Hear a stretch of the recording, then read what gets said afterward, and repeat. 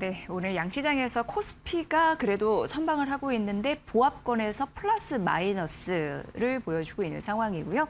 현재 보니까 삼성전자는 다시 한번 2% 약세로 좀 돌아섰고 SK하이닉스는 시가 대비 상승을 높이면서 2% 상승세를 보여주고 있는 상황입니다. 아무래도 ADR 상장, 긍정적인 이슈가 전해져서 그런 모양인 것 같은데 전반적으로 실적 시즌 스타트했죠. 어떤 전략이 좋은 전략일지 간파를 해드리도록 하겠습니다. 오늘 송재경 디멘전 투자자문 대표 모셨습니다.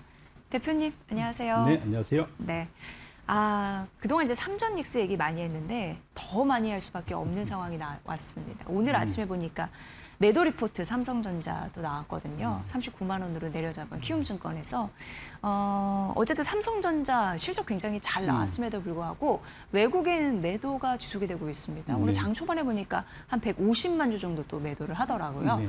삼성전자부터 오늘 뛰어봐야겠죠? 예. 예, 네. 그래서 일단은 실적은 뭐랄까요, 이보다 더 좋을 수 없는 상황. 그러니까요. 네. 예, 뭐 이제 그 소위 미국의 빅테크가 하나도 안 부럽습니다. 근데 뭐 그럴 수밖에 없는 게 그들이 돈을 써서 우리가 돈을 벌고 있기 때문에 그렇다라고 봐야 될 수밖에 없는 상황이긴 하고요.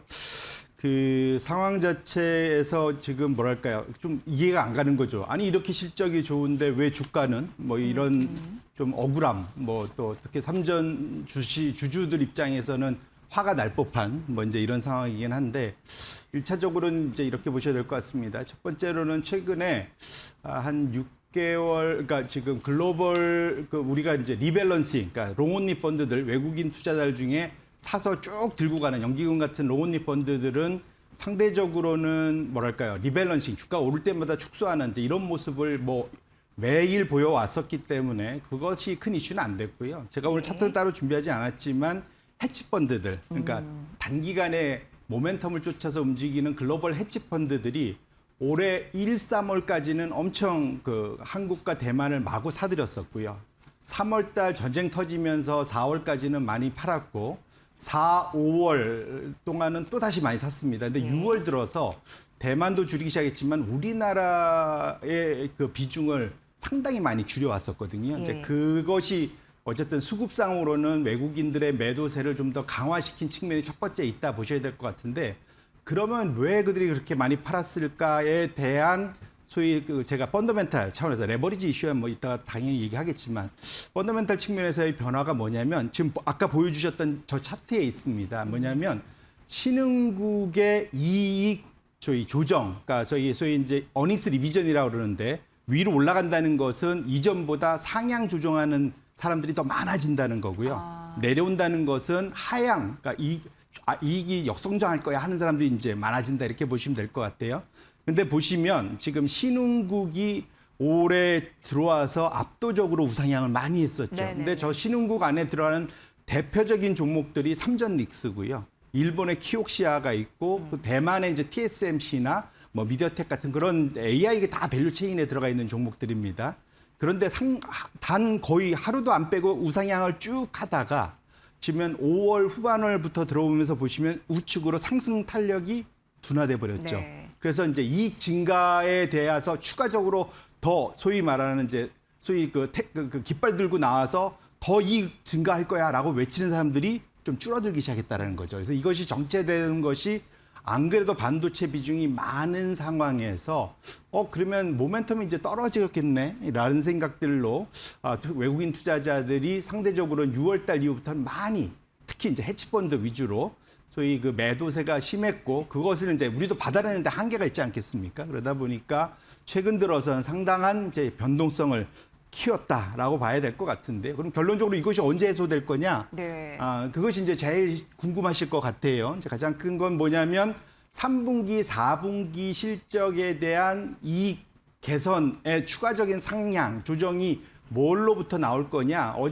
지난주부터 이제 나오기 시작한 것이 UBS를 필두로 하반기, 그러니까 3분기, 4분기에 대한 소위 그 D램, 낸드의 ASP, 그러니까 소위 단가의 상향 조정이 시작됐다라는 겁니다. 그래서 UBS 같은 경우는 기존에 한 18% 되던 것을 한 32%까지 D램, 그다음 그러니까 3분기 이번 분기에 대한 거고요. 다음 분기 4분기에 대해서도 한 11%, 12%를 한 18%까지 상향 조정을 했거든요. 이제 이것이 언제 본격적으로 이익 조정으로 나타날 거냐? 실적 시즌입니다. 결국은 실적 발표할 때 지금 이번엔 잠정치였고 지금 컨퍼런스 콜 통해서 향후 전망치 듣고 뭐 이러면서 애널리스트들이 보고서 낼 때 그때 보통 많이 상향 조정들을 하거든요. 그래서 당분간은 이러한 그 소위 변동성 구간을 거칠 수밖에 없긴 하겠지만 실적 시즌을 지나면서 다시 아까 봤던 정체돼 있는 이익 조정 비율이 다시 우상향할 수 있는 여지는 충분히 있고 아마도 그때부터는 주가가 조금 더 탄력을 받을 수 있지 않을까 생각을 하고 있습니다. 네.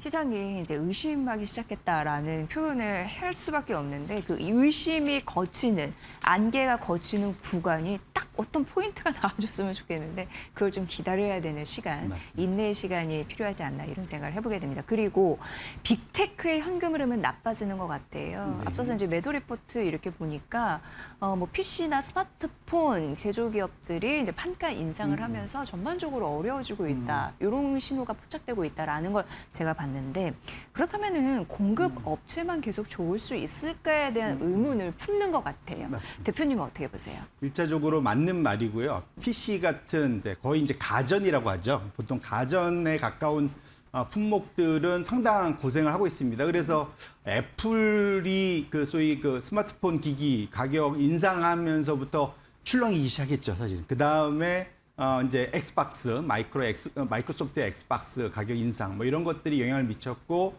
그 다음에 이제 지금 최근에 이제 PC 그 메이커들의 가격 인상 뭐 이런 것들이 전반적으로 최종 고객들이 이렇게 힘들면 D램, 낸드 만드는 회사들이 나 혼자 배 불릴 수 있겠어라는 우려를 당연히 네. 할 수밖에 없습니다. 근데 어쨌거나 차트를 보시면 최근 들어서 그런데 다시 빅테크를 보자는 얘기. 대표적으로 뭐 모건 스탠리가 그런 보고서를 냈죠. 단기적으로는 이 메모리가 업체보다는 그러니까 M7, 소위 빅테크, 하이퍼스케일러를 더 보자라는 얘기를 하고 있는데 가장 큰 이유가 뭐냐면 6월 한 달 동안 저 노란색을 보시면 됩니다.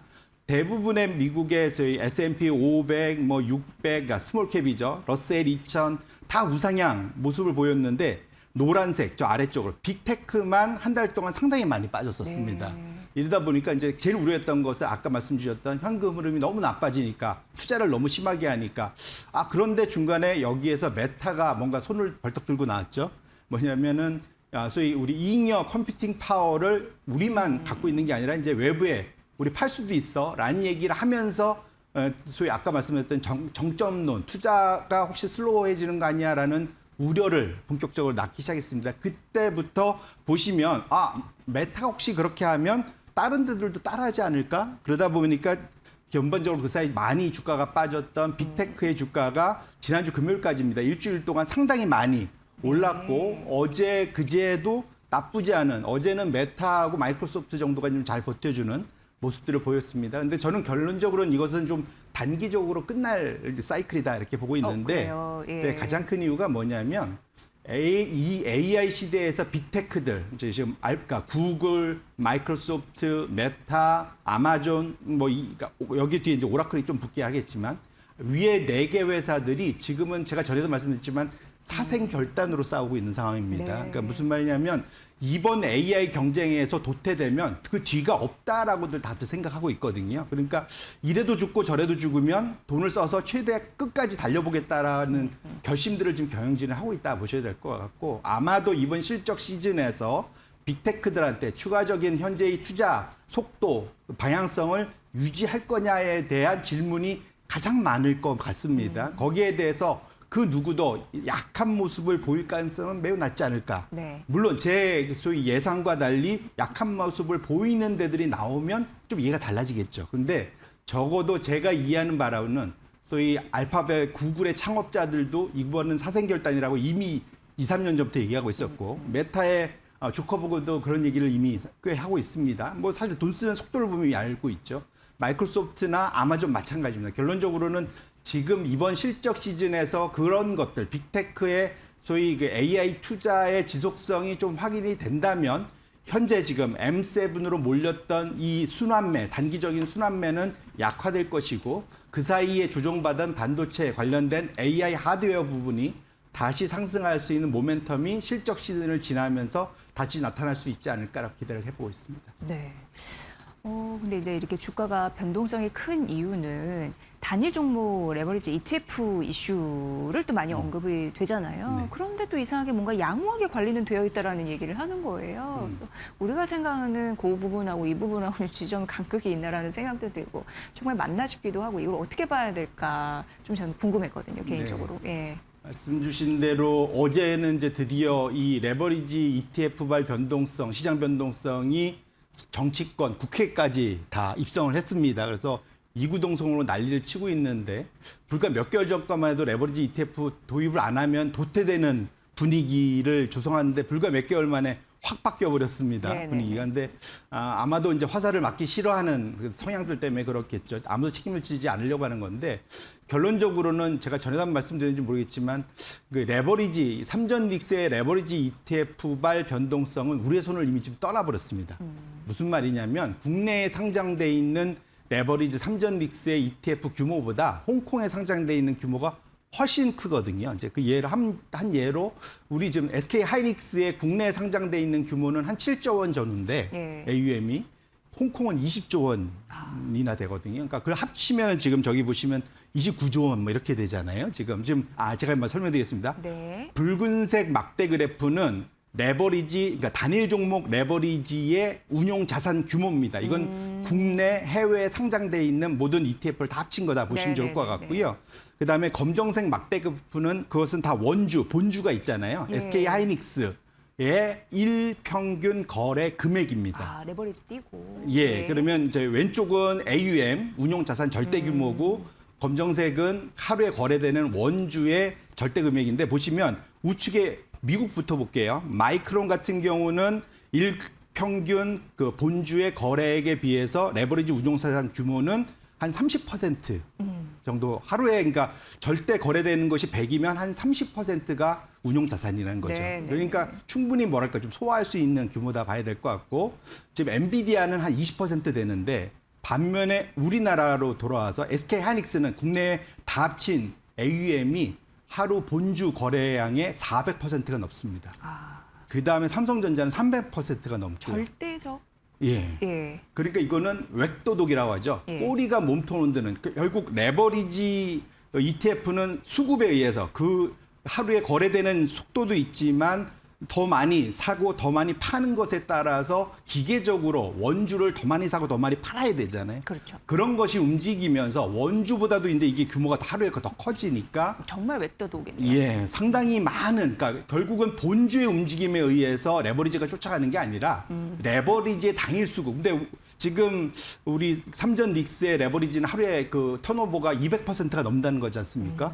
하루에 샀다 팔았다 샀다 팔았다. 기본적으로 하루에 일반적으로는 사고 팔고를 두 번씩이나 한다는 거예요. 네, 그러니까 네, 네. 그런 정도로 거래량이 많은 폭발적인 상황이기 때문에 이런 것들이 결국은 현재의 변동성을 야기하고 있고 우리나라 전체 시장에서 삼전 릭스가 차지하는 비중이 60% 정도 가까이 되니까 결국은 시장 지수 전체를 들었다 놨다 하는 것이 결국은 국내와 해외, 사실은 해외 더 많은 레버리지 AUM, ETF의 AUM 때문이다라고 보셔야 될 것 같습니다. 네.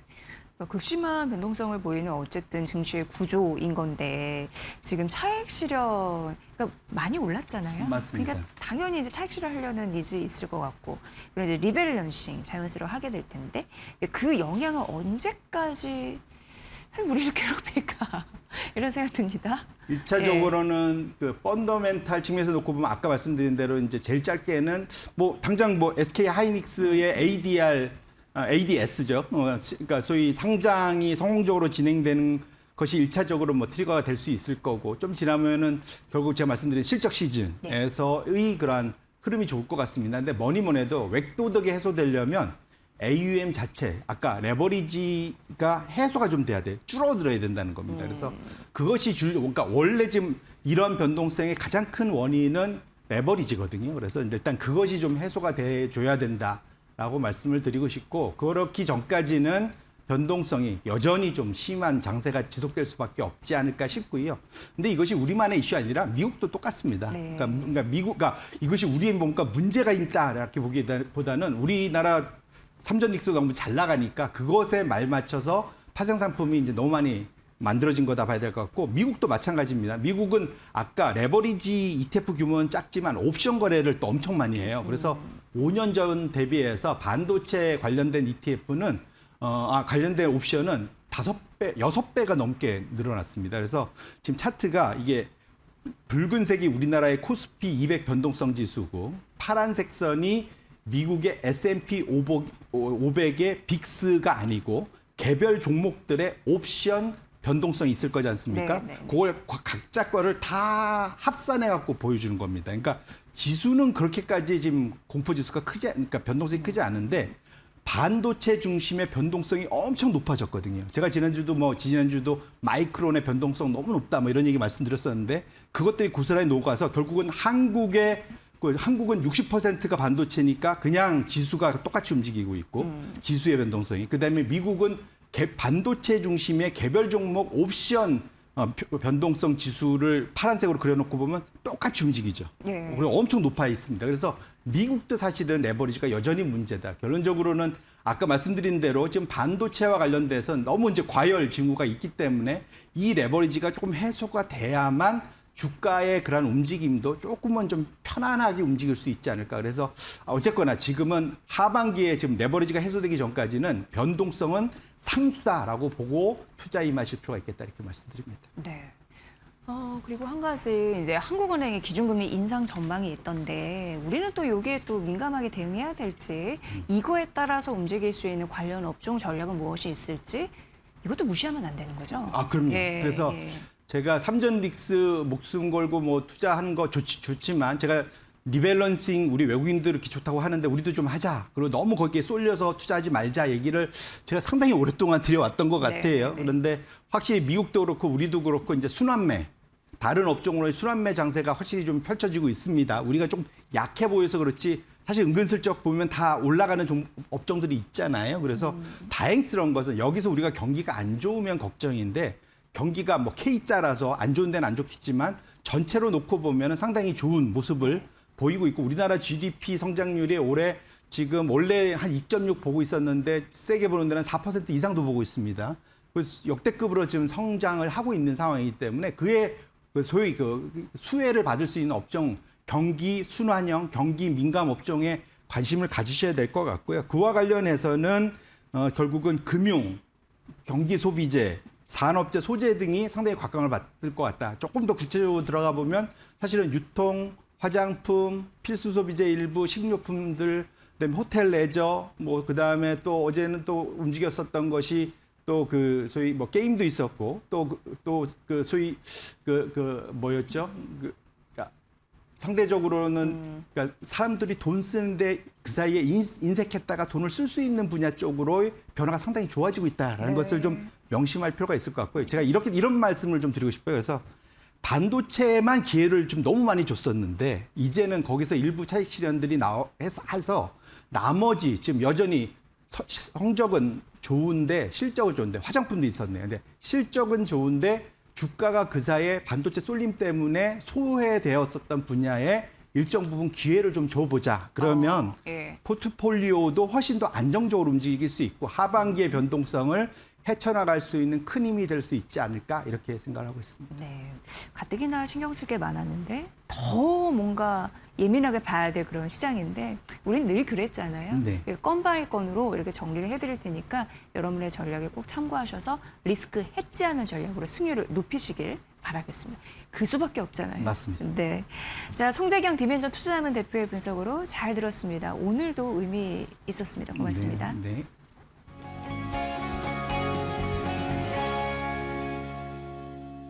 네, 오늘은 LG 에너지 솔루션 기업 분석을 해드릴 텐데요. 휴머노이드 시장 쪽에서 시장 장악력이 얼마나 되는지를 분석해드리려고 합니다. 윤석천 경제평론가님 와 계십니다. 어서 오세요. 네, 안녕하십니까? 네, 반갑습니다. 일단 LG 에너지 솔루션이 휴머노이드, 그러니까 이제 로봇 시장에서 두각을 나타내고 있다라고 하는데 네. 결정적인 증거들 잘 좀 설명 부탁드리겠습니다. 사실 K배터리는 EV용 배터리 시장에서는 사실 중국한테 많이 밀려 있는 게 그게 팩트죠. 네. 뭐 점유율 측면으로 놓고 본다라고 하게 되면 나는 향후에는 이게 역전될 거라고 보지만 지금 현재로서는 그렇습니다. 다만 이 휴머노이드 로봇, 그러니까 새롭게 어떻게 보게 되면 개화하는 배터리 시장, 신시장이라고 얘기할 수 있는데 네. 여기는 완전히 K배터리가 특히 장악을 하고 있다. 특히 LG 에너지 솔루션이 이 시장에서 굉장히 큰 두각을 나타내고 있다. 일단 이렇게 말씀을 드릴 수가 있을 것 같아요. 네. 예. 그리고 특히나 글로벌 로봇 3대장에게 모두 공급하고 있다라는 레퍼런스가 있더라고요. 네네, 그렇습니다. 예. 저도 뭐 이 소식을 듣고는 사실 깜짝 놀랐어요. 네. 뭐 글로벌 3대장뿐만이 아니라 사실은 중국 기업들, 중국의 휴머노이드 로봇 기업들까지 LG 에너지 솔루션에 손을 내밀고 있다라고 하는 뭐 이런 게 이제 사실 그전에는 소문으로만 돌았는데 이 부분이 이제 어느 정도 사실로 확인이 되고 있는 것 같아요. 그래서 저도 개인적으로는 깜짝 놀랐습니다. 사실 이게 이제 그 글로벌 뭐 사족 보행 및 휴머노이드 로봇 생태계를 주도하는 핵심 기업들로부터 잇따라 배터리 제품 승인, 그러니까 프로덕트 어프루버를 갖다가 획득했다는 거거든요. 그러니까 이게 뭐 그 제품 승인이라는 게 이게 사실 듣기에는 그냥 간단한 문제, 간단한 뭐 용어로만 들리지만 이게 굉장히 큰 어떤 그 의미를 담고 있다라고 일단 네. 말씀을 드릴 수가 있어요. 그 제품 승인이라는 거의 어떤 정의는 고객사가 공급사의 배터리 샘플과 제조 공정을 철저하게 검증을 일단 합니다. 그래서 해당 제품이 기술적 어떤 요구 사항이라든지 자신들이 필요한 그다음에 안전성 요구 조건들을 갖다가 완벽히 충족했다. 이걸 갖다가 얘기를 하는 거거든요. 네. 그래서 실제 양산 로봇에 언제든지 탑재할 수 있다고 공식적으로 최종 합격 판정을 내리는 것을 갖다가 의미하는 건데요. 구체적으로 그럼 이게 뭘 말하는 거냐면은 우리가 보통 이제 그 공급사라든지 아니면은 수요처에서 어떤 뭐 수주라든지 발주를 낼 때는 기술 미팅이나 뭐 MOU 단계 뭐 이런 걸 전부 다 거치잖아요. 네. 근데 이거는 제품 승인이라는 거는 그 다른 단계와는 완전히 차원이 다른. 그러니까 실제 상업적 공급 계약과 대량 양산으로 직결되는 어떤 결정적인 관문이라고 일단 얘기를 할 수가 있는 거고요. 여기서는 주로 뭘 보냐면은 결국 뭐 안전성 및 열팽창, 폭주를 갖다가 검증하겠죠. 휴머노이드 로봇 같은 경우에는 주로 이제 산업 현장 같은 데서 많이 쓰게 될 텐데, 가령 이제 높은 곳에서 떨어진다거나, 그렇죠. 부득이하게 뭐 다른 물체들하고 어떤 충돌이라든지 이런 걸로 인한 강한 충격들이 발생할 수가 있잖아요. 그때 이제 배터리 캔이 뭐 찌그러져도 안 되고요. 폭발하면 더욱더 안 되겠죠. 그렇죠, 그렇죠. 예. 이런 어떤 안전성을 갖다가 일단 검증을 받았다는 얘기요. 특히 이제 과전류가 흐를 때 이 벤트, 그러니까 가스 분출구라고 얘기를 하죠. 그게 정상 작동을 해서 가스를 완전하게 빼내는지를 갖다가 일단 검증을 했을 것 같아요. 그다음에 이제 동적 고출력 수명이라고 그래서 사실 로봇이라는 거는 평소에는 그렇게 힘을 별로 안 쓰지만은 무거운 물건을 들거나 점프를 한다거나 순간 집중해서. 그렇죠. 네. 이럴 때 같은 경우에는 순간적인 에너지를 갖다 쏟아붓는 고출력이 필요한 거거든요. 그러니까 고출력 방전 환경을 갖다가 수백 수천에 했을 때 그렇게 했을 때도 배터리 수명이라든지 용량이 급속히 줄어들지 않아야 되겠죠. 이런 부분을 갖다 충족했다는 거고요. 그러니까 다시 말해서 LG 에너지 솔루션의 원통형 배터리가 로봇 기업들이 요구하는 극도의 안전성, 그다음에 고출력, 양산 균일성 테스트를 세계에서 가장 먼저 완벽하게 통과했음을 입증하는 어떤 기술 보증서라고 얘기할 수가 있는 거고요. 그럼 이게 사실은 어떤 의미를 갖고 있냐면 우리가 보통 로봇 어떤 3대장이라고 보통 얘기를 하면 미국 네. 기업들을 보통 얘기를 하잖아요. 테슬라 같은 경우는 이제 올 하반기에 옵티머스 양산을 갖다가 시작을 하는데 그 옵티머스에 탑재될 예정이라고 얘기를 하고요. 사실 이게 내년부터는 수만 대 규모로 양산을 한다라고 하니까 작은 규모는 아니겠죠.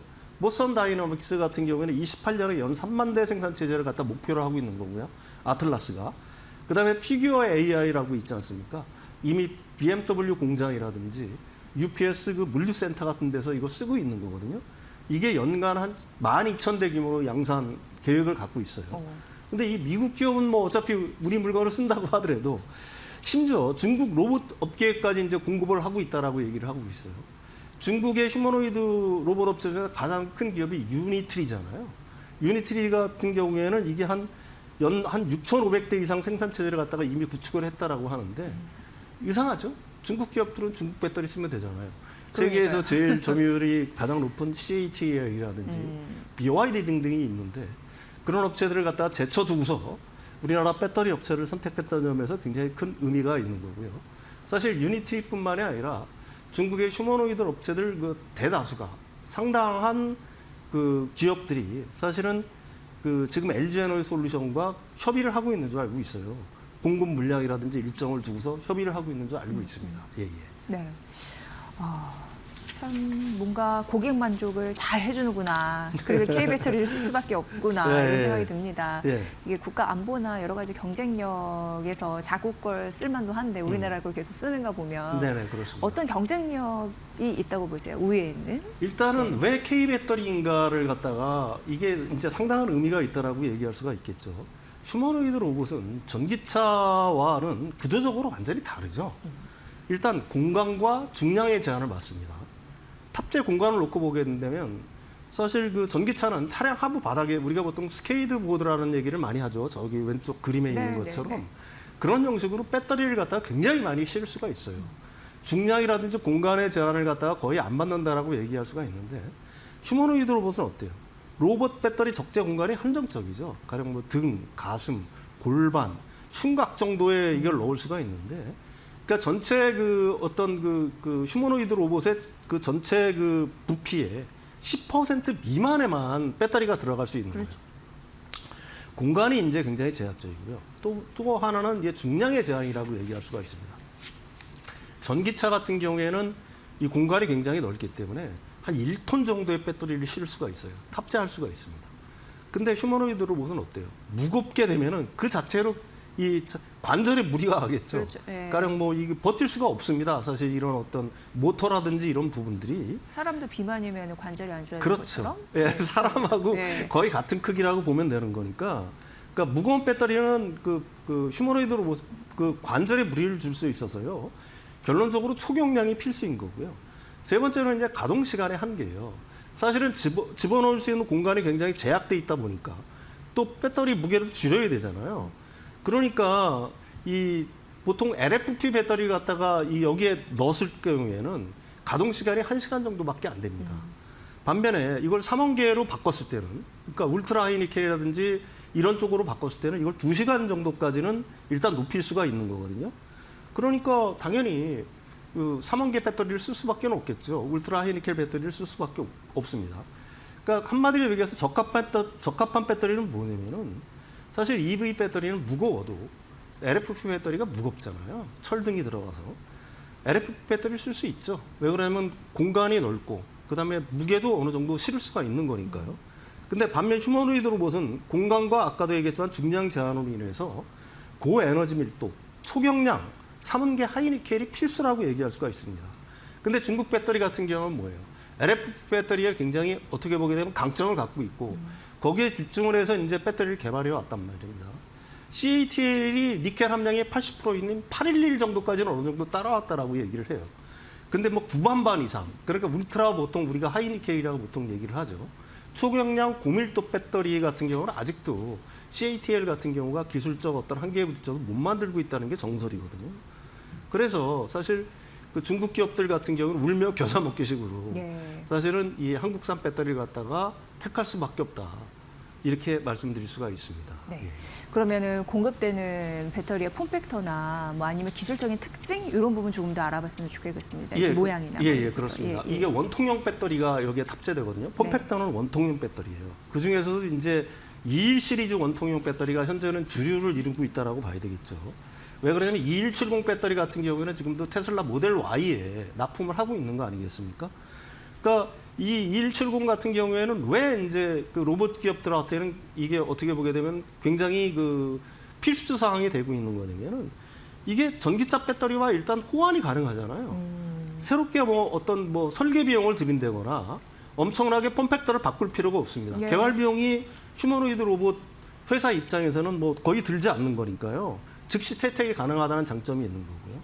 여기에 더 나가서 이제 차세대 46 시리즈 배터리를 갖다가 LG 에너지 솔루션 같은 경우에는 뭐 국내에서는 양산을 하고 있고요. 해외에서는 이제 올해 말부터 양산을 본격적으로 하는데 이게 되면은 기존의 2170 배터리보다도 에너지 밀도와 출력을 갖다가 한 30% 이상 높일 수가 있어요. 그러니까 향후 로봇의 구동 시간이라든지 파워를 갖다가 비약적으로 늘려 어떤 핵심 무기라고 얘기할 수가 있는 건데요. 그렇다면 여러분들이 좀 뭐 의아하실 거예요. 뭐 각형이라든지 아니면 파우치형을 쓰면 되는데 왜 원통형 배터리를 쓸까? 이런 어떤 의문을 가질 수가 있는데 일단 원통형 배터리는 공간 설계에 어떤 유연성을 가질 수가 있습니다.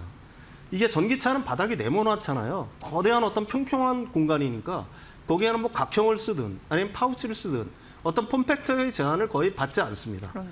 반면 휴머노이드 로봇은 뭐예요? 곡선이 많죠, 인간처럼. 그다음에 공간이 극도로 좁습니다. 그러니까 아까도 앞에서도 얘기했지만 주로 로봇의 등, 흉곽, 골반 부위에 탑재가 되는데 이곳에 거대한 단일셀을 넣는 것은 거의 불가능하다라고 얘기할 수가 있는 거죠. 근데 원통형 배터리는 뭐예요? 작은 셀을 갖다가 여러 개 묶고 패키징을 할 수가 있죠. 그러니까 뭐 지름이 21cm, 높이가 한 7cm 정도 되는 거니까 이런 걸 갖다가 몇 개씩 묶어서 그 패키징이 가능하다는 얘기고요.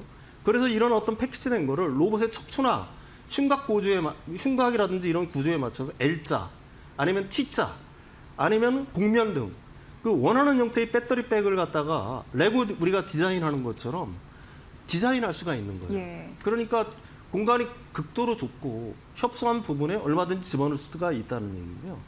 그다음에 또 하나의 강점은 뭐냐면은 이 원통형 배터리 같은 경우에는 바깥이 철이라든지 알루미늄 캔으로 돼 있잖아요. 이 자체가 어느 정도 강성을 갖고 있는 거 아니겠습니까? 그러니까 이 휴머노이드 로봇의 어떤 구조, 그러니까 몸체라든지 다리를 갖다 지탱하는 구조물로 쓰일 수 있다는 장점도 또 하나가 있겠죠. 또 하나는 사실은 로봇이 두 발로 막 걷고 뛰려면 무게중심 제어가 핵심이잖아요. 그러니까 작은 원통형 셀들을 상단과 하단에 적절히 이렇게 배분하면은 로봇 밸런스 잡는데 굉장히 많은 도움이 되겠죠.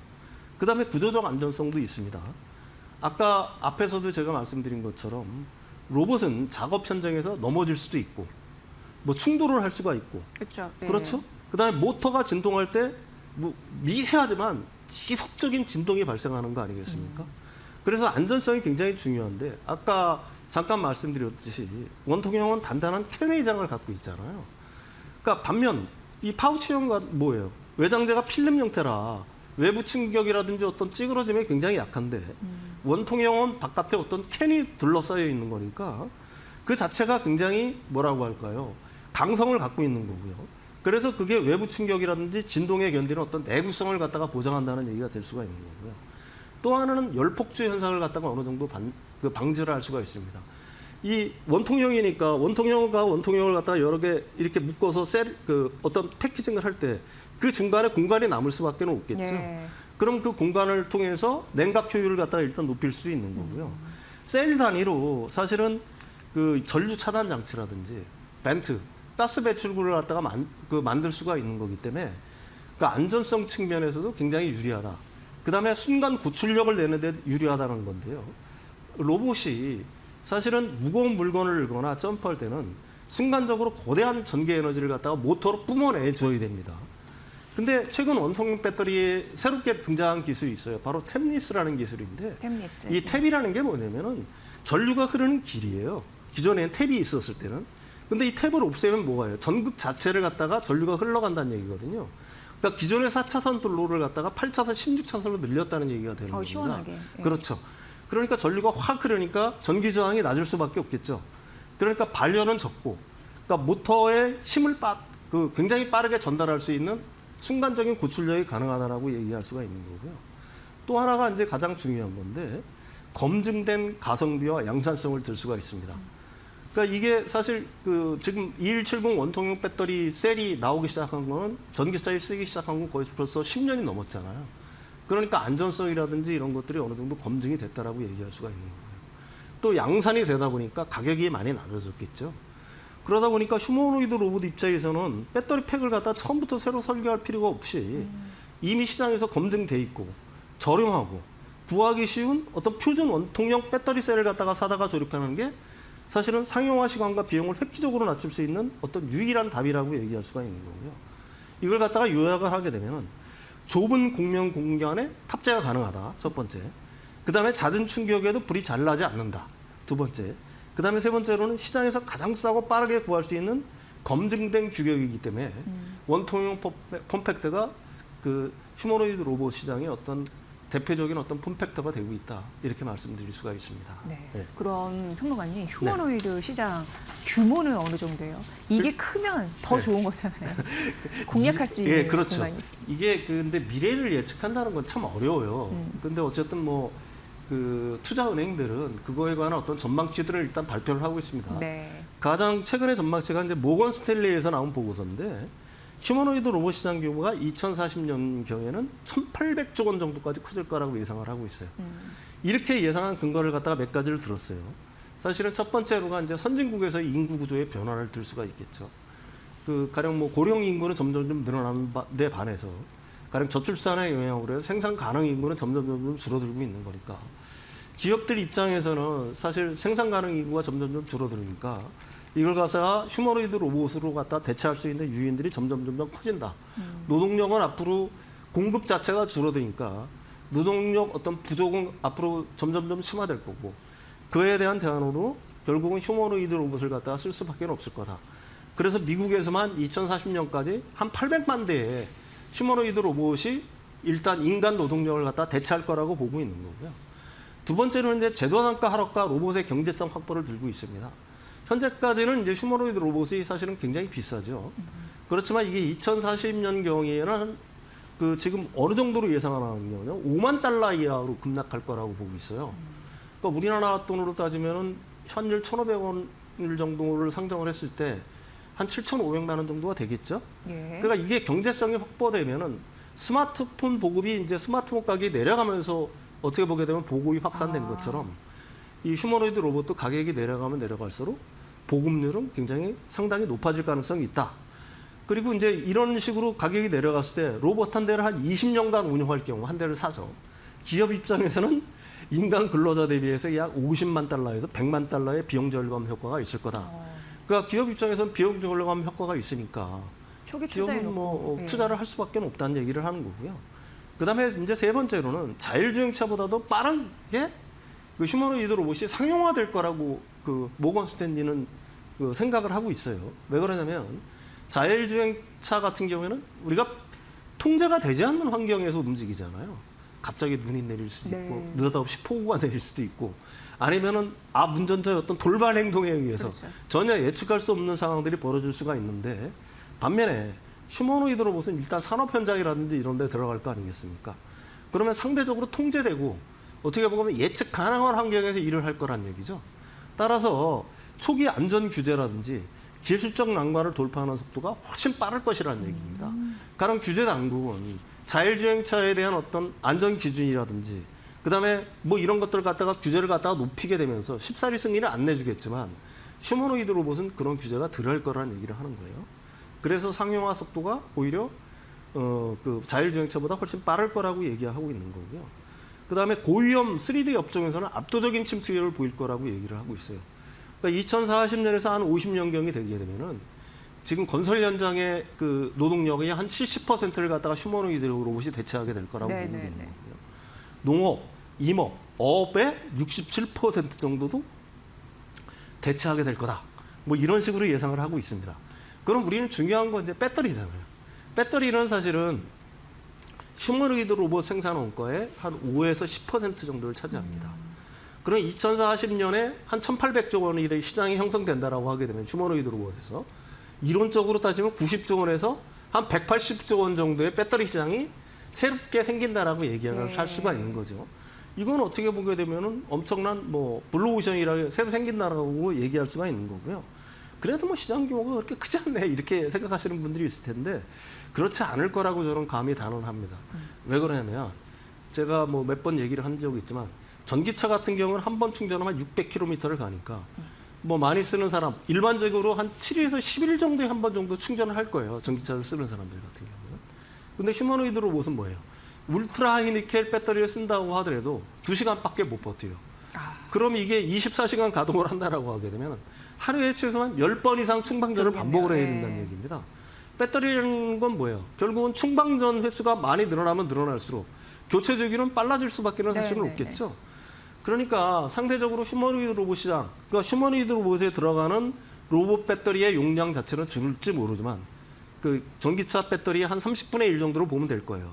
그렇지만 이거의 교체 수요가 전기차보다 훨씬 빠르기 때문에 사실은 매년 어떻게 보게 되면은 뭐라고 할까 교체 수요하고 신규 수요를 합하면은 굉장히 만만치 않은 시장이 형성될 거라고 보는 게 합리적인 추론일 거다 이렇게 보고 있습니다. 네. 예, 예. 휴머노이드 시장 앞으로 성장 잠재력이 얼마나 무궁무진한지 알 수 있었는데 LG 에너지 솔루션이 그만큼 치고 올라갈 또 여력도 있는 거니까 예, 그렇습니다. 관심 있게 지켜볼 필요가 있을 것 같습니다. 오늘 LG 에너지 솔루션 기업 분석 잘 들어봤습니다. 윤석정 경제평론가였습니다. 고맙습니다.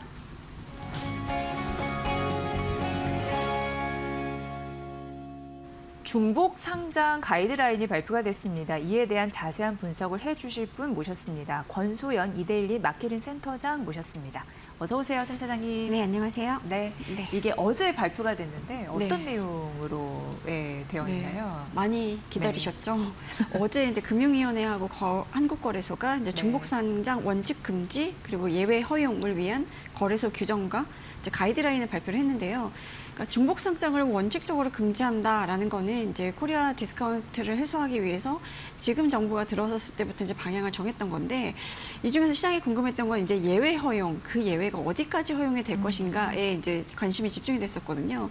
사실 우리가 중복 상장이라고 하면 이게 이제 좁은 의미로는 모회사에서 물적 분할한 자회사를 별도로 상장하는 거를 이제 좁은 의미의 중복 상장이라고 하는데 사실 이제 우리가 인적 분할하고 물적 분할을 구분해서 보면 인적 분할은 이제 회사를 신설했을 때 그 신설회사 주식을 기존 주주들이 같이 나눠가는 형식이에요. 근데 반면에 물적 분할은 신설회사의 주식을 모회사가 모두 갖는 이제 방식이거든요. 그러니까 이런 경우에 이제 모회사가 핵심 사업부를 떼어서 그러니까 물적 분할해서 그 회사를 이제 상장하게 되면 모회사 주주들은 사실 그 신설회사의 지분을 직접 보유하고 있는 것도 아니고 모회사를 통해서 보유를 하게 되는 건데 모회사에서 주로 보통 이제 알짜 사업들을 떼어서 물적 분할하기 때문에 어찌 보면 중복 이제 기업 가치가 중복 카운트가 되기도 하고 그로 인해서 주주들이 입는 피해가 좀 상당하다라는 이제 인식들이 좀 많았었어요. 그래서 우리 증시에 보면 이제 LG 에너지 솔루션, 그러니까 LG 화학에서 분사한 그 LG 에너지 솔루션이 대표적으로 중복 상장의 이제 예시였고, 뭐 카카오 계열사들이나 뭐 SK 계열사처럼 이제 우량 자회사를 계속 떼어내서 상장시키는 사례가 좀 많았죠. 이게 뭐 사실 이제 넓게는 신규 설립하거나 아니면 원래 다른 회사였던 거를 인수해서 자회사에 편입한 기업들이 상장할 경우에도 이제 중복 상장으로 좀 보기도 했었는데 이게 모회사가 이제 일정 부분 지분을 보유하고 있다라고 하고 그 자회사가 이제 상장했다고 하면 넓은 의미에서 이것도 중복 상장이라고 봤었죠. 그래서 이게 어디까지 예외를 허용할 것인가에 따라서 지금 이제 사실 줄줄이 그러니까 IPO 작업을 준비하고 있었던 대여들 상장을 할 수도 있고 못 할 수도 있는 상황이었었어요. 근데 어제 나온 가이드라인을 보니까 일단 모회사가 20% 이상 지분을 보유한 계열사, 그리고 계열사가 50% 넘는 지분을 보유한 이제 손자회사, 증손자회사까지 이제 그 대상으로 좀 넣기로 했고요. 뭐 이런 자회사가 상장할 때 이제 모회사는 모회사의 이사회가 5가지 임무를 이제 의행을 해야 되는데 그 5가지가 뭐냐면 중복 상장이 모회사 주주들에게 미칠 영향을 일단 평가를 해야 되고요. 이제 두 번째가 자회사 주식 현물 배당 혹은 자사주 소각 뭐 이런 식으로 주주 보호 방안을 마련을 해야 되고 이제 세 번째가 주주 소통 그리고 주주 총회를 통해서 명시적으로 이제 모회사 주주들의 동의를 받아야 되고 그 최종 이사회에서 이제 찬반 결의를 하고 그걸 이제 자회사 통지를 해야 되고요. 단계별로 의무 이행 사항을 공지한 이 5가지를 이제 반드시 뭐 의무적으로 이행해야 된다라고 이제 어제 발표를 한 거죠. 네. 주주 동의가 굉장히 중요한데 어떤 방식으로 받을 수가 있을까요? 일단 이게 네. 지금 이제 유형별로, 그러니까 주주 동의가 사실은 이번에 가이드라인 핵심이라고 볼 수가 있는데요. 이게 유형별로 좀 다릅니다. 일단 가장 기본적으로 우리가 좁은 의미의 그 중복 상장이라고 할 수 있는 물적 분할한 자회사 이걸 상장할 때는요. 주주총회의 승인이 필수적으로 이제 들어갔습니다. 그러니까 여기에서는 지배적 주주 의결권은 3%를 제한하고, 그러니까 지배적 주주의 의결권은 아무리 많아도 뭐 예를 들어 40%, 50%를 갖고 있어도 그 지배주주의 의결권은 3%만 인정을 해주고 그 나머지 이제 주주들의 의견을 묻는 건데 주총의 과반 그리고 전체 의결권의 4분의 1 이상이 찬성해야 이 주주 동의를 받는 것으로 인정을 하거든요. 그리고 이제 그 엄밀한 의미는 아니지만 이제 넓은 의미의 중복 상장이라고 볼 수 있는 뭐 신설법인이라든가 아니면 M&A를 통해서 설립한 일반 자회사 같은 경우에는 주주 동의를 권고하긴 하지만 이게 이제 강제사항은 아닙니다. 그러니까 물적 분할 자회사는 무조건보다는 조금 요건이 완화되는 건데 뭐 주주 동의를 얻으면 좋고 뭐 얻지 못하면 거래소가 이 5대 의무를 이행하는지 엄격하게 개별적으로 심사하겠다라고 했고요. 또 모회사 대비 매출액이나 이익 그리고 이제 자산 비중이 10% 미만인 자회사의 경우에는 뭐 이런 경우에는 모회사에 미치는 영향이 그렇게 크지는 않다라고 이제 판단을 해서 주주 동의 의무가 면제됩니다. 뭐 지금 뭐 그렇긴 한데 이제 지금은 이제 작아 보이긴 하지만 나중에 기업 가치가 굉장히 커질 것으로 예상이 되고 그래서 결국엔 이 모회사의 주요 자회사로 성장할 것이다. 지금 현재도 굉장히 주요한 자회사다라고 판단이 되면 이 면제 적용이 안 되는데 요건 이제 케이스 바이 케이스로 이제 판단을 하게 될 것 같고요. 뭐 이 전체적인 뭐 1번, 2번, 3번 요 해당되는 거는 자회사가 국내 증시뿐만 아니라 해외 증시에 상장할 때도 똑같이 적용이 됩니다. 네. 사실 정부가 이제 중국 상장을 완전하게 틀어막은 것은 아닌데 앞으로 이제 물적 분할 자회사 같은 경우는 주주 동의를 반드시 받아야 되니까 굉장히 좀 까다롭게 이제 된 거고요. 뭐 결국 이제 상장은 가능하지만 아무 이유 없이 자회사만 떼어내서 이제 상장할 수 있는 시대는 이제 끝났다고 볼 수 있는 거고 학계나 업계에서는 사실은 이제 지금 주주 동의하는 그 과정에서 3% 룰을 이제 도입을 한 거잖아요. 근데 원래는 사실 이제 두 가지 안을 놓고 좀 논의를 하긴 했었어요. 그러니까 소수주주 다수결이라고 해서 뭐 MOM이라고 우리가 부르거든요. 그러니까 최대 주주와 특수관계인을 제외한 나머지 주주만 투표에 참여하는, 그러니까 아예 최대주주와 특수관계인은 배제하는 방식의 이 MOM 방식을 좀 일각에서 주장하기도 했었는데 이 방식을 적용하면 이제 주주평등 원칙에 어긋날 소지가 있다라는 이제 법무부의 판단이 있었기 때문에 결국 3% 룰을 도입하는 거로 정리가 됐고 그래서 이제 업계에서는 이제 뭐 상장을 준비하는 곳들에서는 그래도 최악은 피했다. 왜냐하면 소수주주 다수결이라는 게 굉장히 강력한 네. 장치였기 때문에 그게 도입이 안 된 것만으로도 최악은 아니다라는 평가를 하고 있습니다. 네. 그렇다면 이제 우리나라에서 중복 상장이 왜 이렇게 큰 논란이 됐을까? 좀 거슬러 올라가 봐야 될 필요성도 네. 있을 것 같습니다. 그러니까 과거에 우리나라가 이제 지주사 제도를 도입하고 나서 네. 쭉 이제 지주사를 중심으로 그룹을 키우는 과정에서 보면 이 중복 상장이라는 제도를 굉장히 많이 활용을 했었거든요. 근데 이제 이 중복 상장이라는 게 실질적으로는 이제 모회사, 그러니까 물적 분할해서 상장하는 방식으로 이제 그렇게 되면 지배주주의 의결권을 희석하지 않고도 이제 물적 분할한 자회사를 통해서 자금 조달하는 이 과정이 이제 가능했던 거예요. 근데 이 과정에서 계속 이제 모회사 주주들이 피해를 입고 이런 것들이 암묵적으로 묵인이 되어 왔다가 이게 결정적으로 LG화학이 LG에너지솔루션을 물적 분할해서 상장하는 과정에서 굉장히 이슈가 됐었어요. 네. 그때 이제 LG화학의 주가가 급락하고 이러면서 아 이게 정말 한국의 코리아 디스카운트 요인이구나라는 이제 인식들을 하게 됐었는데 핵심은 이제 아까 말씀드렸던 것처럼 모회사 주주들이 손해를 본다는 점이에요. 그러니까 모회사가 알짜 사업을 굉장히 키워왔고 그 알짜 사업을 보고 주주들이 투자를 한 건데 그 사업만 별도로 떼어서 물적 분할하고 그 회사의 지분은 모든 모회사가 갖고 있게 되는 상황. 그러면서 모회사 가치가 이제 자회사로 자연스럽게 이동을 하게 되는데 그러면 이제 모회사는 알짜가 빠지고 이제 뭐 좀 과격하게 말하면 껍데기만 남게 되는 건데 그렇게 되면 이제 모회사 주식을 갖고 있는 주주들은 이제 힘이 빠지는 거죠. 그러면서 주가도 이제 급락하게 되고 모회사 주주들이 그 손실을 이제 감내해야 되는 상황이 되는 건데 뭐 LG 에너지솔루션 말고도 뭐 카카오뱅크라든가 카카오페이를 물적 분할해서 상장한 경우 그 SK 이노베이션이 SK온 상장을 추진했던 그 케이스들 이런 것들이 다 이제 일반 주주들이 굉장한 반발을 샀고요. 사실 미국에서는 이런 사례가 흔하지는 않아요. 그러니까 우리나라는 대기업들이 이제 최대 주주, 지배 주주를 중심으로 가치를 높이기 위한 수단으로 이런 이제 중복 상장을 좀 활용해 왔기 때문에 뭐 이런 면에 대한 이제 반감도 좀 있었고 해외 투자자들이 이제 국내 증시에서의 중복 상장 이슈들을 보면서 언제 알짜 사업부가 떨어져 나가서 별도로 상장할지 모르는데 이런 회사에 어떻게 투자하지? 약간 이런 이제 불확실성이 좀 있었고 그래서 금융위원장이 이제 뭐 일부 세미나에서 공개적으로 이렇게 얘기도 했었죠. 지배주주는 실질적인 경영권 유지하면서 계열사 확대하는 수단으로 중복 상장을 이용해 왔다. 반면에 일반 주주는 자회사 상장의 성과를 공정하게 누리지 못하고 주가 디스카운트를 감수해 왔다라고 이제 지적을 했습니다. 그게 이제 다 이제 지금의 이 가이드라인 제정이 이제 반영이 된 건데 최근에 이제 상법 개정안 통과되면서 이사의 주주 충실 의무가 강화가 됐잖아요. 그거와 맞물려서 이제 상장 제도의 원칙을 적용하겠다라는 게 이제 가이드라인의 핵심입니다. 네. 말씀 들어보면 해외는 이게 빈번하게 있지 않은 사례다라고 말씀을 해주셨는데 우리나라만의 이게 문제다 이런 느낌이 드네요. 일단 우리나라가 심하긴 했죠. 예. 그러니까 중복 상장 자체는 세계 어디에나 있기는 해요. 그러니까 뭐 그 방식이라든가 빈도의 차이가 있을 뿐이지 있기는 합니다. 뭐 근데 이제 어느 정도 우리나라가 좀 심각한가 보면 지금 이제 그래프에서 보일 수 있듯이 2025년 말 기준이거든요. 이게 한국의 중복상장 비율, 그러니까 이 중복상장을 카운트한 이 숫자는 전체 시가총액 대비 상장사 간 지분 보유 시총 비율 이걸 이제 따져서 산출한 건데 우리나라가 11% 정도로 압도적으로 높죠.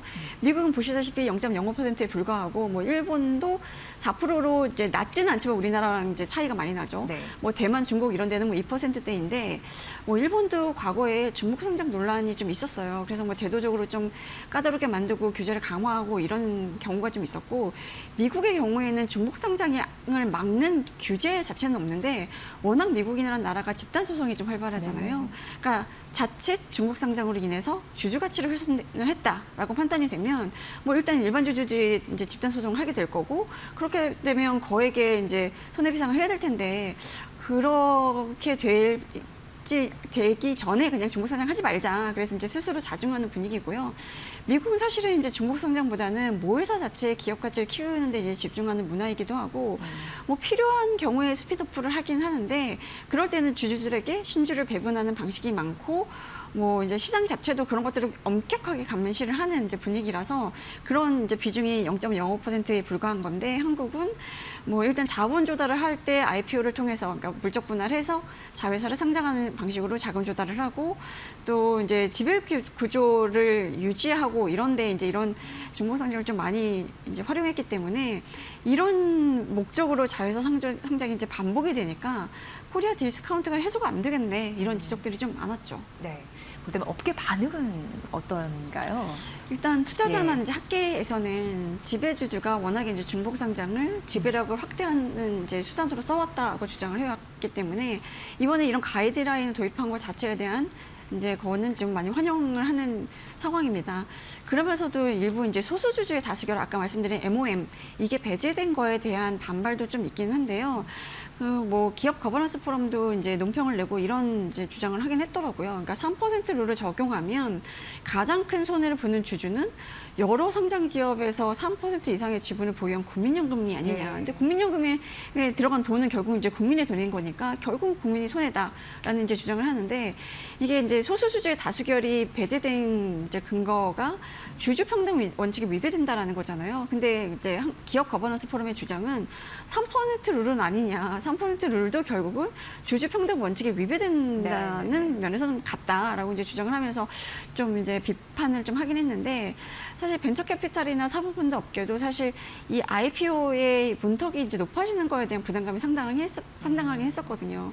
그러니까 스타트업에 투자를 해서 이제 자회사 형태를 키운 뒤에 상장을 통해서 자금 회수하는 구조가 많은데 우리나라는 사실은 이제 그 회수할 수 있는 구조 중에 가장 보편적으로 활용되는 게 IPO이기 때문에 이게 막히면 이제 회수가 불가능해지고 그게 막힌다면 투자를 할 수 있겠냐 과연. 그러니까 사실 대기업들이 뭐 투자 자금이 많이 들어가는 업종들 있잖아요. 대표적으로 뭐 배터리라든가 뭐 지금 반도체도 사실 시설 설비 투자가 많이 들어가는 업종인데 그런데 이 벤처캐피탈이나 사모펀드 자금 없이 뭐 이렇게 중복 상장이 안 되면 뭐 투자 가능하겠냐. 뭐 이런 이제 얘기를 좀 했었거든요. 근데 다만 이번에 가이드라인이 나오면서 그래도 요런 유형은 상장이 가능하겠네. 요런 유형은 상장이 아예 막히겠네라는 게 이제 판단이 가능해졌으니까 어찌 보면 이제 불확실성 해소로 받아들여질 수 있고 이 기준에 맞춰서 이제 투자 대상을 고르거나 이 기준에 맞춰서 엑시트 전략을 좀 짤 수 있다라는 면에서 일부 좀 환영하는 시각도 좀 있는 것 같습니다. 네. 그럼 센터장님이 앞으로 기업들의 IPO가 좀 많이 줄어들까요? 그런 생각도 드는데요. 네, 일단은 예. 뭐 이제 그러니까 로드맵을 보면 예. 이제 14일까지 규정 개정안 이제 가이드라인 뭐 이거에 대한 이제 의견 수렴을 하고요. 이후에 증선이 뭐 금융위 정례회의에서 의결을 하고 이걸 거쳐서 이제 최종 확정이 되거든요. 그래서 안 빠르면 이달 안에 시행이 될 수 있을 것 같긴 한데 시행일 이후에는 그러니까 시행일 이후에 상장을 청구하는 기업부터 이제 적용이 될 것 같습니다.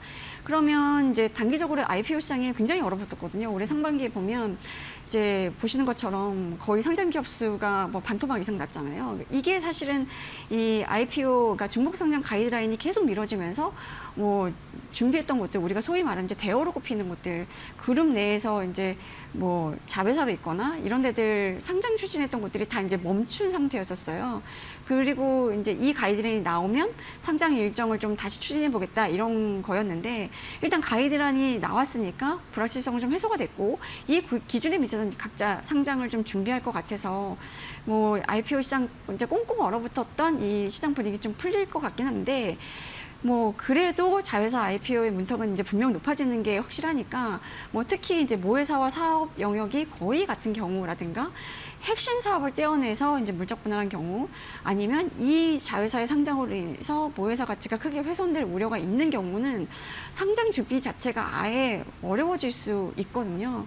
그러니까 대표적으로 HD 현대 로보틱스처럼 물적 분할로 세워진 기업들은 지금 3% 룰을 적용한 주주총회 이런 거를 할 때 주주의 동의를 과연 받을 수 있겠냐, 이런 이제 분석들이 좀 나오고 있는 반면에 LS 그룹의 에식스 솔루션스 이런 데들은 이제 상장 추진했다가 지금 멈춘 상태잖아요. 그런데 여기는 이제 미국 기업을 인수해서 자회사로 편입한 사례이기 때문에 뭐 이런 데는 해볼 만하네라는 생각을 할 거고, 현대자동차 그룹의 보스턴 다이내믹스 같은 경우도 아직은 이제 매출 기여도가 높진 않거든요. 네. 그러면 상장 추진을 해볼 만하지 않겠나라는 생각을 할 거고, 이제 독립성이 충분하고 성장성이 명확한 기업들 이런 데들도 이제 상장이 가능하겠죠. 왜냐하면 첨단 산업에 대해서는 상장의 이런 중복 상장의 기준을 조금 완화해 주기로 했기 때문에, 약간 이제 반도체라든가 뭐 우리가 뭐 보통 배터리 사업 이런 데들 첨단 산업에 해당되는 것들은 이제 조금 기대를 가져볼 만해서, 사실 IPO 자체를 막는다기보다는 그럴듯한 IPO, 그러니까 말이 되는 IPO, 좋은 IPO만 하라는 이제 방향이라서 거기에 맞으면 이제 추진을 해볼 만하죠. 그럼 이제 투자자 입장에서는 어떤 점을 눈여겨보면서 이런 사안에 좀 마주하면 좋을까요? 그러니까 사실 투자자들 예. 보면 이제 모회사 투자도 많이 하시지만 네. 이제 그 비상장사 상황에서, 그러니까 프리 IPO 단계에 투자도 많이 하시잖아요. 지금 네. 장외에서 이런 데서 투자할 수 있는 수단들이 좀 많기 때문에, 뭐 모회사든 그런 비상장사를 이제 투자하거나 이럴 때 이 회사가 혹은 그 자회사가 상장할 가능성이 있는가, 이런 것들을 가이드라인 보면서 좀 가늠을 하셔야 될 것 같은데, 이제 그게 이제 비상장사라든가 아니면 그 비상장사를 갖고 있는 모회사에 투자할 때 굉장히 중요한 포인트가 되겠죠. 근데 뭐 이미 여러 번 자회사 상장을 진행했던 기업들에 대한 시장 평가가 이제 이미 좀 달라질 수도 있을 것 같고요. 또 기업들이 이번 가이드라인으로 인해서 이제 자회사를 상장시킬 때 뭐 배당을 확대하거나 자사주를 소각하거나 아니면 모회사 주주에 대해서 우선 배정을 하거나 이런 식으로 이제 그 보완책을 내놔야 되잖아요. 그러면 이제 자회사 중에 알짜 자회사들 상장할 계획이 있는 것들은 이런 이제 주주 환원을 기대하고 투자할 만할 것 같고요. 결국은 이제 투자자 입장에서는 기업의 성장성뿐만 아니라 이제 주주를 얼마나 존중하는 기업인지 이런 것들을 보고 투자를 하시는 게 좋을 것 같습니다. 네. 그러면 이번 가이드라인이 코리아 디스카운트 해소에도 도움이 될까요? 어떻게 뭐 분석하세요? 분명 예. 도움이 되는 건 맞는 것 같아요. 뭐 예. 긍정적인 신호인 건 맞고, 그 외국인 투자자들이 한국 증시에 대해서 가장 많이 지적한 부분 중에 하나가 바로 이런 중봉상장하고 낮은 주주 보호 수준이었거든요. 근데 지금 이렇게 중봉상장이 계속 문제가 되고 이게 이슈가 되고 이랬을 때 정부가 어쨌든 상법 개정을 통과하면서 이거와 맞물려서 가이드라인을 확실하게 제시를 하고, 뭐 이 실제로 이제 문제가 될 만한 물적 분할을 통한 자회사 상장 이런 것들에 대해서 이제 세기를 박은 거니까, 뭐 이게 주는 시그널이 상당한 것 같아요. 아, 한국 정부가 계속 한국 증시의 이런 이제 낮았던 밸류업을 높이기 위한 작업들을 계속 하고 있구나, 그런 의지가 확고하구나, 뭐 이런 데에 대한 이제 확신을 좀 얻을 수 있을 것 같고요. 다만 이제 가이드라인만으로 모든 문제가 해결되지는 않죠. 그러니까 실제로 거래소가, 그러니까 사실 거래소의 판단이, 그러니까 거래소가 어떤 식으로 판단하느냐에 따라서 상장의 여부가 갈릴 수 있는 여지들이 좀 있잖아요. 그러니까 거래소가 얼마나 엄격하게 심사를 하는지, 그리고 기업들이 이 이제 가이드라인에 맞춰서 얼마나 충실하게 주주보호 방안을 마련하는지가 더 중요할 텐데, 결국 시장은 이제 제도는 도입이 됐고 이제 이거에 따른 실행이 어느 정도 될 것이냐, 이거를 이제 좀 보게 될 것 같아요. 그래서 이제는 이제 상장할 수 있느냐보다는 왜 상장해야 하느냐를 이제 증명해야 되는 시대이기 때문에, 이게 어느 정도로 기업들이 이제 주주를 설득하고 어느 정도로 주주 보호 방안을 내놓고 이런 것들이 굉장히 이제 중요한 이슈가 될 거고, 그거에 따라서 코리아 디스카운트는 코리아 프리미엄으로 바뀔 수도 있고 아닐 수도 있고 이렇게 될 것 같습니다. 네. 중복 상장 가이드라인이 발표돼서 그 내용과 의미에 대해서 말씀해 주셨는데요. 주주들도 왜 똑똑해지잖아요. 근데 네. 문화도 같이 네. 좀 잘 돼야 될 것 같습니다. 예, 오늘 너무 잘 들었고요. 권소연 이데일리 마케팅 센터장의 분석으로 함께 들으셨습니다. 고맙습니다. 네, 감사합니다.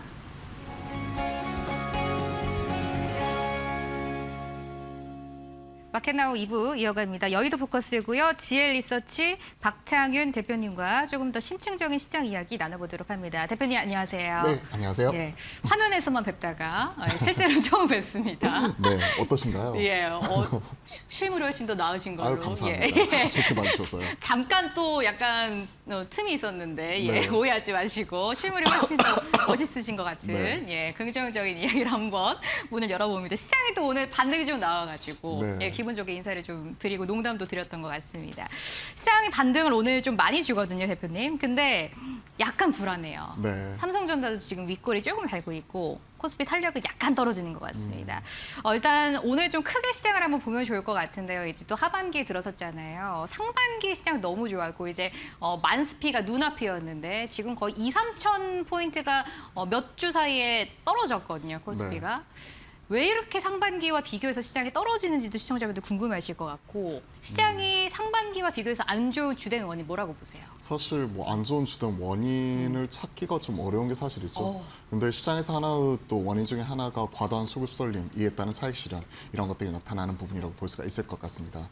일단 기본적인 팩트부터 먼저 말씀드리면 상반기에 코스피는 101% 올라올 때 코스닥은 1% 하락에 지금 그쳤죠. 하락이 나타나 버렸죠. 그렇기 때문에 양 지수 간의 격차는 102%포인트, 즉 코스피는 2배 올라오는 동안에 코스닥은 1% 빠졌기 때문에 이에 따른 상대적 박탈감이 크게 작용하고 있었던 상황이었습니다. 그러한 상황에서 코스피는 9,300을 찍으면서 이제 만스피가 멀지 않았다 하는 이런 찰나에 최근에 어제 다시 한번 사이드카가 걸리면서 7,100까지 거의 떨어졌기 때문에 고점 대비해서 한 23% 넘게 급락이 나와버렸죠. 사실 우리가 통상적인 시장에서 20% 넘게 고점 대비 하락하는 모습이 나오면 하락장으로 접어들었다, 즉 하락 국면으로 접어들었다라고 보는데 최근에는 이러한 변동성을 뉴노멀로 그대로 받아들이고 있는 이러한 상황인 것 같습니다. 즉 최근에는 단일 종목 레버리지 ETF 상장 이후에 이쪽으로 수급 쏠림과 그리고 최근에 외인들의 공격적인 이탈에도 불구하고 개인들의 이런 레버리지 순매수 이런 것들이 계속해서 나타나면서 하이닉스, 삼성전자 그리고 삼성물산이나 SK스퀘어 등 관련된 이런 지주사 중심 지분을 가지고 있는 계열사 중심으로 과도한 자금 쏠림이 나타났었죠. 최근에 S7이라는 신조어 들어보셨잖아요. 예. 전 처음에 S7이 뭔가 해서 찾아봤거든요. 네. 근데 아무리 찾아봐도 안 나오는 거예요. 네. 그래서 이거 봤더니 앞에 S자가 붙어 있는 기업들. 그러니까 오. SK 하이닉스, 하이닉스. 삼성전자, 네. SK 스퀘어, 스퀘어. 삼성물산, 뭐 삼성생명 뭐 이런 종목들이더라고요. 네. 근데 제가 제일 처음에 이런 종목 얘기를 들었을 때 예. 3년 전에 국내 증시에서 T7이라는 종목이 있었어요. T7. 네. 그러니까 미국의 M7은 워낙 유명하잖아요. 예. 매그니피센트 7이라고 해서 예. 미국 기술주 성장을 대표하는 하이퍼스케일러 대표적인 종목들인데 이에 대비해서 네. 당시에 갓 민정연구원이라고 불렸던 아, 한미반도체 예. 박민정연구원이 예. 타이거7이라는 새로운 신조어를 만들어냈어요. 그때 한미반도체를 필두로 예. 리노공업이나 가온칩스, 오픈엑스 테크놀로지 예. 관련된 이런 주요 종목들은 IT 소부장이 강하게 올라왔는데 아이러니하게도 이런 T7이라는 얘기가 나오고 얼마 지나지 않아서 급락이 예. 나와버렸거든요. 그러니까요. 그 말은 뭐냐? 결국은 이러한 과도한 쏠림 그리고 새로운 신조어 탄생 이후에 나타나는 과도한 차익 실현 과정 속에서의 마찰적 수급 이탈이 계속해서 되풀이되는 증시에서의 역사였는데 이번에도 S7 나오고 얼마 지나지 않아서 예. 그에 따른 차익 실현이 가파르게 나오더라고요. 그래서 하락 원인에 대해서 물어보셨는데 사실 지금 뭐 실적이 안 좋냐? 그런 것도 아니잖아요. 아니고, 예. 물론 이란 전쟁에 대한 불확실성 노이즈가 다시 한번 불거지긴 했지만 트럼프 입을 통해서 전쟁, 전면전은 확정이 되진 않을 것이다 하고 선을 확실하게 긋는 모습이 나타났었고 예. 그러면 지정학적 리스크가 여기서 크게 확대가 되지 않을 거라는 부분은 기본 가정을 깔고 있는 부분이고 뭐 수급이라고 해서 일정 부분은 개인 투자자의 순매수가 약간은 주춤하긴 했지만 그렇다고 증시의 따끔이 100점 미만으로 뚝 떨어졌느냐 그런 것도 아니고요. 그러면 수급, 실적, 모멘텀, 주가를 결정하는 3대 요소 중에서 지금 크게 뭐 시장에 미치는 영향 자체가 뭐 하락의 이게 뚜렷한 원인이다. 지수가 단기간에 23% 빠질 만한 원인이다라고 찾기는 어려운 게 사실이거든요. 그러면 그 안에서 딱 하나 찾아보자면 앞에서 말씀드린 이런 과도한 수급 썰림 때문이 아닌가. 예. 즉 상반기에 코스피 101% 올랐으니까 팔고 싶은 타이밍에 또 삼성전자 잠정 실적과 그리고 SK하이닉스 ADR 상장에 따른 이런 기대감이 반영되고 나서 기대감이 실망감으로 바뀌기 이전에 좀 미리 파는 움직임 자체가 7월 들어서 유독 가파르게 나타나면서 이번 주 들어 서킷 브레이커 사이드카 걸린 것 아닌가 전 그렇게 생각을 하고 있습니다. 예. 그냥 많이 올라서 지금 좀 피로감에 떨어진다라고 그냥 좀 생각을 해볼 수가 있을 것 같은데 또 요즘 그거 이야기 많잖아요. 단일 종목 ETF. 네, 여기는 그렇죠. 또 시장을 좀 하락하는데 어느 정도 일조한다라고 보세요? 좀 같이 좀 먹고 살았으면 좋겠어요. 이런 거 보면. 아니, 너무한 거 아닙니까, 진짜? 2월 달에 이게 나오면서 네. 사실 금강원장 입을 통해서도 들어 누워서도 말렸어야 된다 네. 이런 얘기가 나올 정도로. 단일 종목 ETF에 대한 수급 쏠림이 과도하게 나타나는 것 같습니다. 일단 수치만 보더라도 이런 것들이 두드러지게 지금 나타나고 있는 이러한 상황인 것 같아요. 단일 종목 레버리지 ETF 6월 그러니까 ETF 14종에 대한 6월 거래대금이 무려 212조입니다. 전체 ETF 거래대금의 26.6% 그리고 7월 들어서는 좀 더 심화가 되어서 3분의 1이 이 정도예요. 하루 평균 거래대금을 보더라도 대략 10조가 넘어가는 부분이죠. 예. 참고로 코스닥 거래대금 지금 얼마인 줄 아세요? 얼마일까요? 대략 6조에서 7조. 와. 그러면 이렇게 오. 생각하시면 될 것 같아요.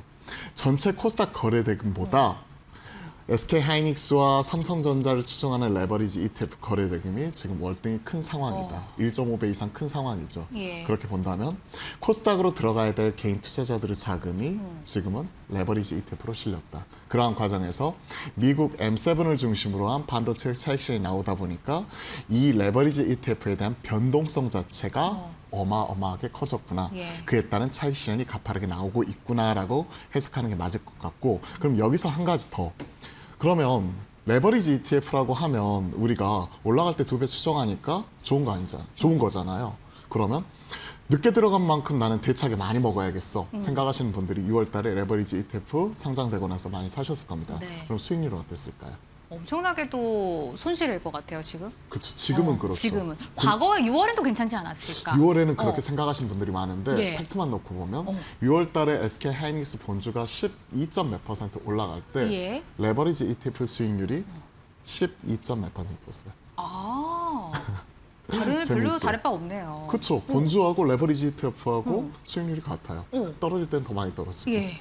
그러한 상황에서 레버리지 ETF에 대한 과도한 수급 쏠림 자체가 나타났는데 이러한 부분이 우리가 수익률로서 정당할 수 있느냐 이런 것들은 숙제죠. 왜냐하면 레버리지 ETF라는 것 자체는 레버리지를 우리가 쓸 때는 이렇게 생각하시면 될 것 같습니다.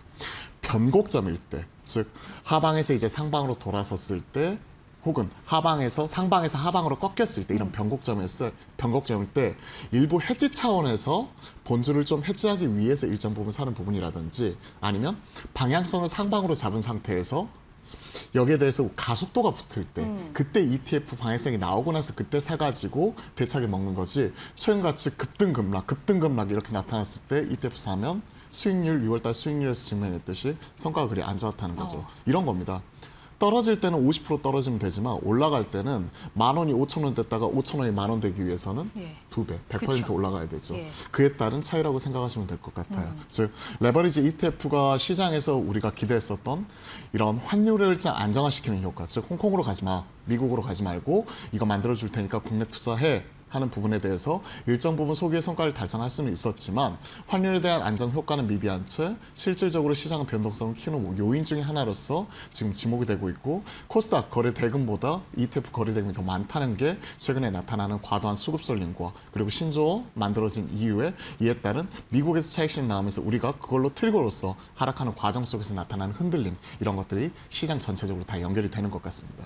연결해서 한번 질문 드릴게요. 삼성전자 화요일에 이제 2분기 잠정 실적 나왔잖아요. 뭐 얘기 너무 많이들 다들 들으셨을 것 같아서 짧게 한번 여쭤보자면 누구는 또 하향 리포트, 누구는 그대로 좋다라고 보는데 어떻게 봐야 될까요? 대다수 증권사들이 상향을 썼었고 예. 근데 기존의 BNK 같은 경우는 원래 하방을 예. 가장 먼저 쓴 이후에 키움 같은 경우에도 하향을 리포트를 예, 썼더라고요. 그렇죠. 관련 큰 거는 4분기, 3, 4분기 들어서 이제 반도체에 대한 이런 수요 수요 자체는 굳건하지만 이 그 가격의 성장, 그냥 가격의 그로스 자체가 좀 꺾일 수 있다는 부분 자체를 얘기를 하는 부분인데 사실 어느 정도 이런 것들은 좀 인지가 되어 있지 않나요? 네. 전 그렇게 생각을 하고 있고요.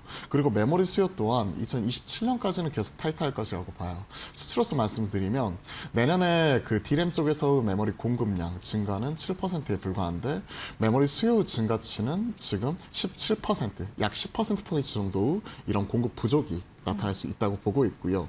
이런 것들이 지금 낸드로 가면 더 심화가 됩니다. 내년 낸드 공급 증가율은 대략 한 4%에 불과한데 실질적으로 수요 증가율은 19%. 그러면 15%포인트 차로 오히려 공급 부족 이런 것들이 지금 심화가 되어 있기 때문에 최근에 뭐 CXNT로 인해서 레거시까지도 이제 좀 공급 과잉 뭐 이런 부분으로 나타날 수 있는 것 아니냐 하는 이런 우려는 이미 2027년까지 수요가 타이트하다는 부분 이런 것들이 수치로서 나와 있기 때문에 어느 정도 기울라고 보고 있고요. 물론 CXNT가 지금 D램의 점유율 자체를 3에서 11%까지 공격적으로 늘리는 것 자체는 맞지만 현 시점에서 데이터 센터 쪽으로 들어가게 되는 고부가 LPDDR5라든지 DDR5 혹은 지금 HBM 쪽에서는 아직까지는 이런 선단 공정에서 이런 경쟁력 자체는 부족하다는 것 자체는 이미 인지를 하고 있는 상황이잖아요. 그런 것들 생각을 해보면 최근의 낙폭은 너무나 좀 과대한 것 아닌가. 그리고 많이 올랐기 때문에 차익 실현이 나올 수 있고 그에 따라서 경계는 할 수 있지만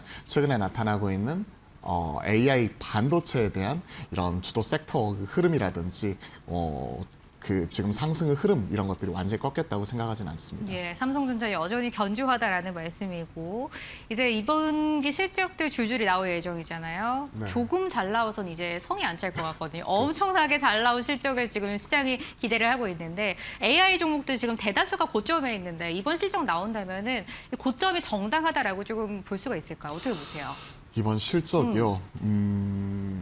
사실 가장 싼 거는 전자닉스잖아요.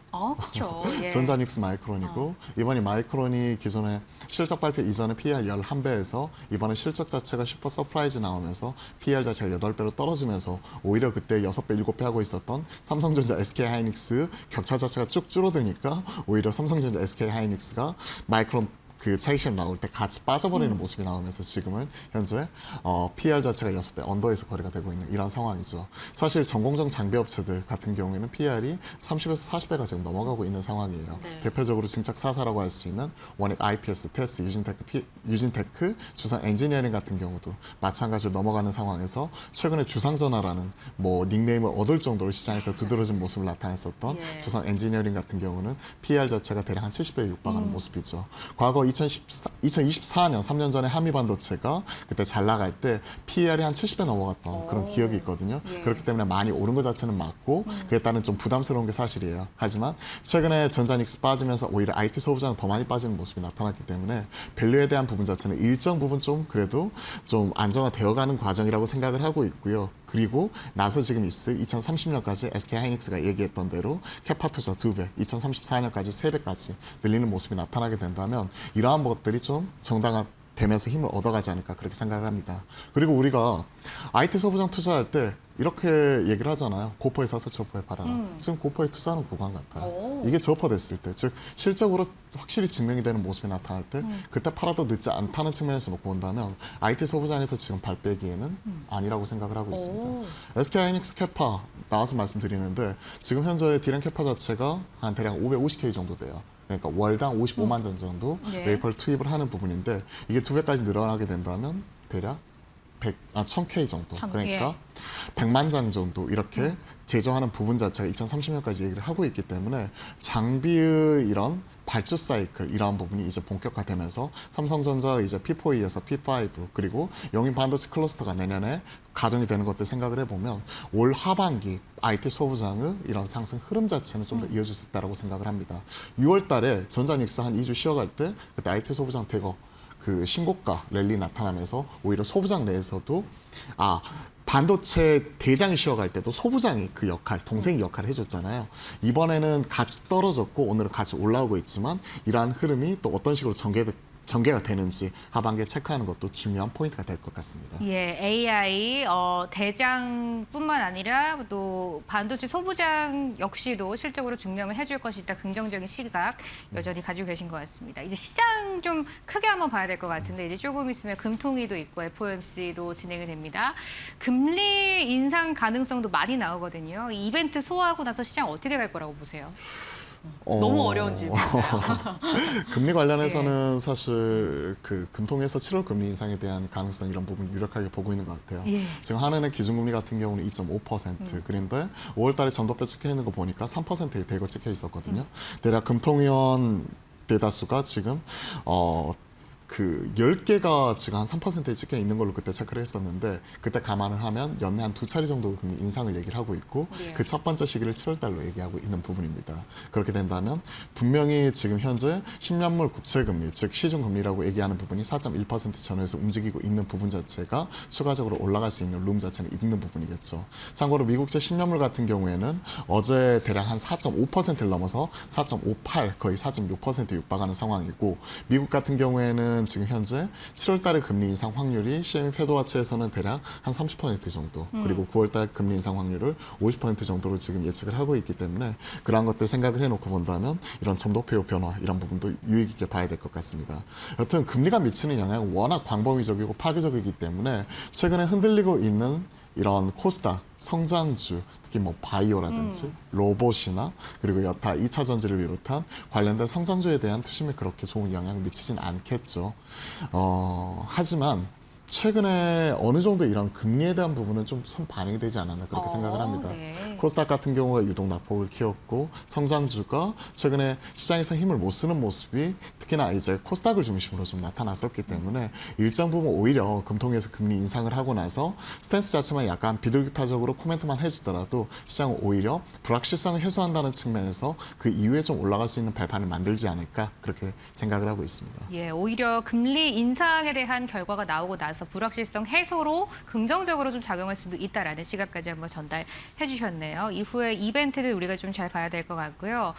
이제 또 투자자분들의 입장에서도 여쭤본다면 지금 시장에서 이제 세 가지의 선택이 있습니다. 네. 포트폴리오 유지, 유지, 추가 매수, 매수, 매도 매도. 중에 어떻게 지금 포지션 취해야 할까요? 제일 많이 여쭤보시는 거 아니에요? 이게? 그렇죠. 거의 딱 이거 같아요. 사든가 팔든가 버티든가. 예. 그렇죠. 딱 세 개 중에 하나인데 앵커님은 네. 이 중에서 어떻게 하실 것 같으세요? 저는 그냥 포지션 유지. 유지. 예. 유지하면 절반 이상 갑니다. 그렇죠. 그쵸. 아. 그쵸. 예. 근데 지금 딱 이렇게 생각을 해요. 지금 사실 수 있는 용기가 있으신 분들은 저 같으면 살 수 있을 것 같습니다. 오. 지금이 하락장도 아닌데 하락 국면도 아닌데 코스피가 23% 빠졌고요. 어제 사이드카 걸리면서 코스닥은 무려 36%가 빠졌습니다. 과도하게 낙폭이 커졌다는 부분 자체는 인지를 하고 거기에 레버리지에 대한 수급 쏠림 이런 부분 자체가 있다는 것 자체는 인지를 하고 있습니다. 하지만 지금부터는 오히려 용기를 내야 될 시기가 아닌가 오. 그렇게 생각을 하는데 예. 근데 대다수 시청하고 계시는 시청자분들도 돈이 없어요. 돈이 없어요. 그러면 말씀하셨던 대로 지금은 잘 보유하고 있고 내 핵심적인 종목을 잘 지키기만 해도 절반 이상 간다고 생각을 합니다. 왜?